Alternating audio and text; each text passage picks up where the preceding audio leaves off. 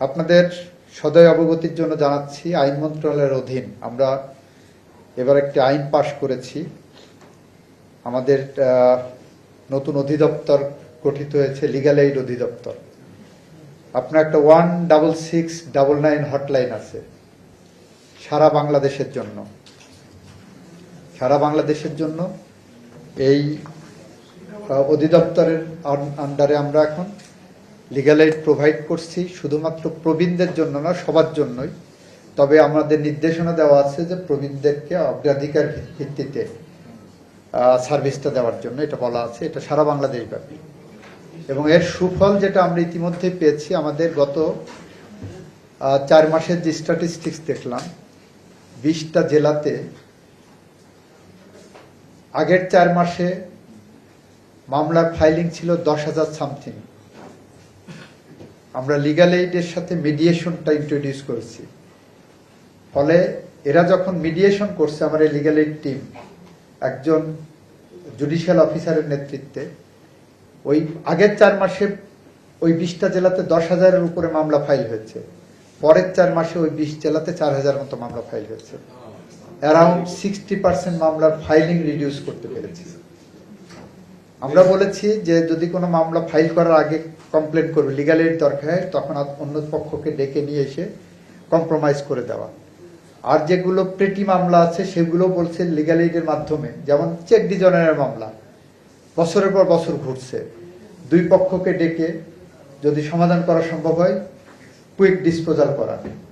ছোটখাটো চুরির মামলা, এই জায়গাগুলো। আরেকটা ধরনের মামলা বেশিরভাগ হচ্ছে, যেটা আপনাদের স্টাডি বলছে, নারী শিশু নির্যাতনের মামলায় আপনার 11 গ যৌতুকের জন্য নির্যাতন, এই মামলাতে দেখা যাচ্ছে কনভিকশনের হার 1%, মামলা প্রমাণ করার হার 1%।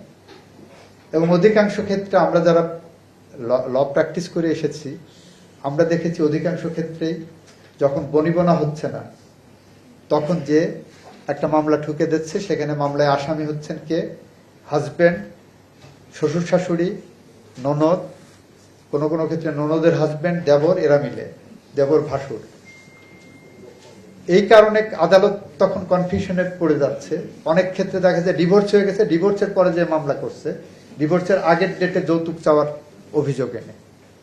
ফলে এই মামলাগুলোতে আমরা একটা পর্যায়ে চিন্তা করেছিলাম যে নেগোসিয়েশন করা যায় কিনা, এই মিডিয়েশনের মাধ্যমে কুইক ডিসপোজালের দিকে। এখানে যারা নারী অধিকার কর্মী আছেন, মানবাধিকার কর্মী আছেন, তাদের পক্ষ থেকে বলেছেন এটা করলে নারী নির্যাতনকে আবার এনকারেজ করা হবে কিনা। স্টিল আমরা এটাকে বিবেচনায় নিচ্ছি, কারণ ওই মামলাতে আসামি জায়গায় প্রবীণ নারীরাও আসামি হচ্ছেন। প্রবীণ যিনি শ্বশুর, সেও আসামি হচ্ছে। এটা আমাদের একটা সোশ্যাল সাইকি তৈরি হয়ে গেছে যে আমরা এখান থেকে কিভাবে বের হতে পারি। We are thinking about it. আমরা শিশুর প্রতি সহিংসতার ব্যাপারে 0 টলারেন্স দেখাচ্ছি। যেমন আপনারা দেখেছেন, আমাদের বাংলাদেশের ইতিহাসের সবচেয়ে শর্টেস্ট পসিবল টাইম বিচার হয়েছিল রামিসা হত্যাকাণ্ডের, ধর্ষণ এবং হত্যাকাণ্ডের 6 কার্যদিবসে। আজকে আমরা সেই মাইল ফলকটাও ভেঙেছি। আমাদের ঝিনাইদহে 5 বছরের শিশু তামিমা তোয়া ধর্ষণ এবং হত্যা মামলায় 5 ওয়ার্কিং ডেজে আমরা বিচার সম্পন্ন করতে পেরেছি এবং একমাত্র আসামি, তার মৃত্যুদণ্ড হয়েছে। আজকের রেজাল্ট।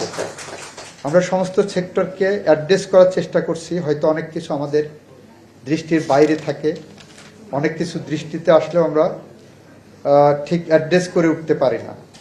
তো আপনাদেরকে অনুরোধ করব, আপনারা লিগ্যাল এইড ইউনিটের সাথে যোগাযোগ করবেন। কোনো জায়গায় বাংলাদেশের কোনো প্রান্তে কেউ যদি অসহায় প্রবীণ মানুষ, লিগ্যাল এইডের প্রয়োজন হয়, শেল্টারের প্রয়োজন হয়, লিগ্যাল শেল্টারের, আপনারা লিগ্যাল এইড অফিসে যোগাযোগ করবেন।